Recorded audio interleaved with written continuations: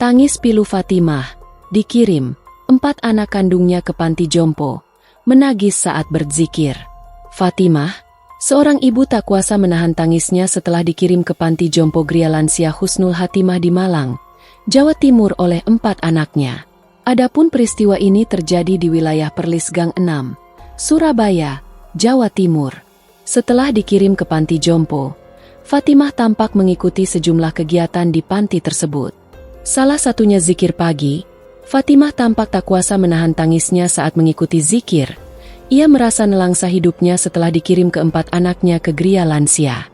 Momen ini dibagikan pemilik akun TikToknya Arif Chamra, Rabu, 16 Juli 2025. Mbah Fatimah menangis saat mengikuti zikir pagi di Gria Lansia. Beliau merasa nelangsa dibuang anak-anaknya, tulisnya. Diketahui, Nenek Fatimah memiliki 4 anak yang sudah berkeluarga. Namun, ke-4 anak kandungnya tidak ada yang mau merawat sang ibu lagi. Bahkan sang anak mengaku sepakat jika tak akan bertemu lagi dan diberitahu ketika ibunya meninggal dunia. Sebelum membawa ibu Fatimah ke panti jompo, Arif penasaran dengan alasan anak-anaknya membuang sang ibu.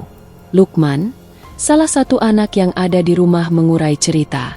Ternyata ia dan kakak serta adik-adiknya tidak ada yang mau merawat lagi sang ibu.